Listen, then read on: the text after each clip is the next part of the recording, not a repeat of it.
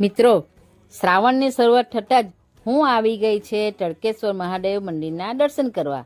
મિત્રો, આ મંદિરની ખાસિયત એ છે કે આ મંદિરનું છત નથી, તેથી આ મંદિરમાં સૂર્યના કિરણો સીધા ભગવાન શિવજીના શિવલિંગ પર પડે છે.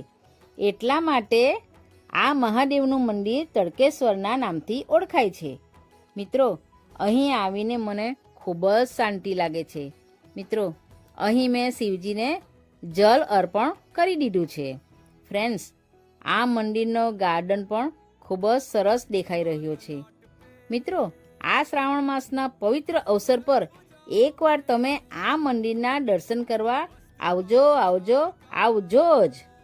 હવે મિત્રો, અહીં જ બાજુમાં અમે મેળો જોવા આવ્યા છીએ.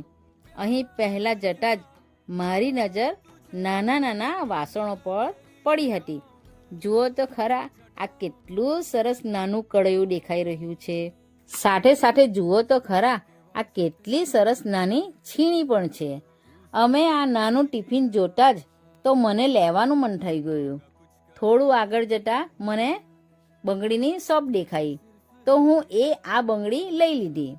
મિત્રો, અહીંયા જે તોરણ શોપ હતી ત્યાં મને એક વસ્તુ દેખાયું. જુઓ, હું તમને બતાવું. આ છે આપણા શ્રી કૃષ્ણ માટે નાનો ખાટલો.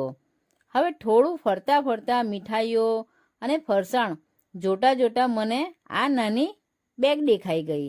આ જુઓ, કેટલી સરસ નાની બેગ દેખાઈ રહી છે. અને સાથે જ બીજી બાજુ બાળકો માટે ઘણી બધી રાઇડ્સ હતી. તો મિત્રો, અહીં ઘરે જવાનો સમય થઈ ગયો છે.